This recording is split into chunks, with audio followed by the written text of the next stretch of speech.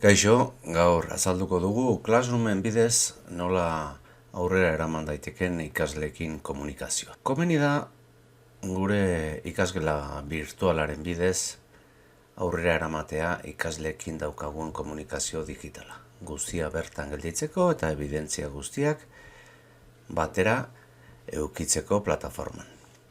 Bueno, az gaitezen ze modu dauden ikusten. Classroomen gaudela, sartuko gara ikasgela batera, eta hemen dauzkat nik sortu ditudan jarduera guztiak.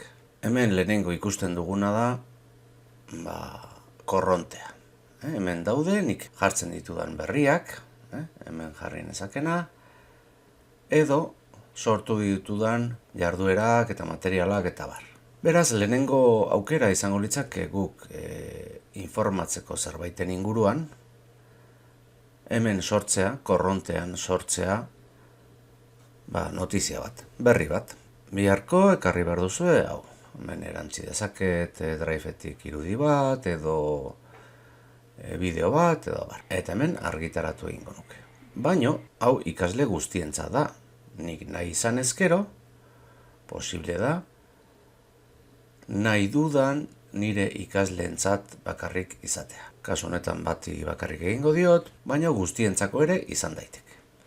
Bale, argitaratu, beraz, oharrau aterako zaie, Classroomera nire gelara sartzen direnean lehenengo oharra aterako zaie. Baina ez bakarrik hori. Iritsiko zaio baita ere, bere posta elektronikora, iritsiko zaie, mezu bat notifikazio honekin. Ikusten duzue, hemen mezua iritsi zaiola.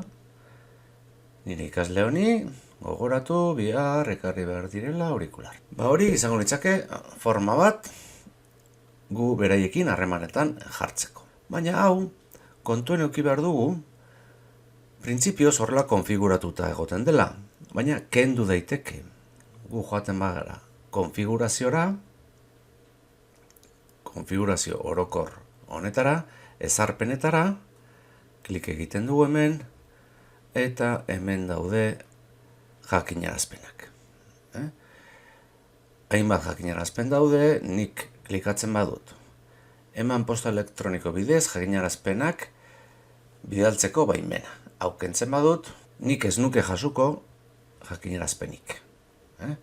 Horrela jartzen badut, bai jasuko ditut. Eta ikasleak berdin. Beraiek hau kentzen badute ez dute jasoko. Baina printzipioz, bere postan mezu elektronikoak jasotzeko konfiguratuta dago. Edo zein ariketa sortzen badut, edo iruzkin bat egiten badut, bere postara iritsiko zaio jakinarazpen bat. Beste modu bat, joaten naiz jendera, hemen dauzkat nire ikasle guztiak. Nik aukeratzen baitut ikasleak, ekintzak, bidali, mezu elektroniko bat ikaslei. Nire Gmailera joango da eta mezu bat idatzi ahal izango diet. Posible da, nahi dudanei ere, aukeratu nori nahi dudan bidali.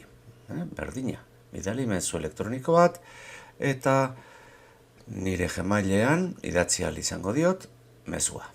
Honez gain kontuan eduki jarduera guztietan, ebaluatzen dudan jarduera guztietan, nire feedbacka eman ahal izango dudala. Pentsa dezagun, ariketa honetan, ikasle batek lan bat entregatu duela, eta lan honen inguruan, nik alde batetik nota jarriko nioke, hori ere feedbacka da, komunikazioa da, baino iruzkin pribatu bat emango nioke, entregatu duen lan horren inguruan, balorazio bat. Beraz, kontuan izan,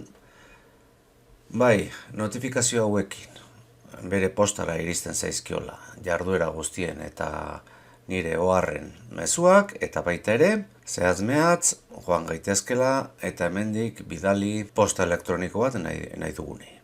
Eta guztia plataformatik egingo genuke. Bueno, baliogarria izango zaizuelakoan, hurren arte.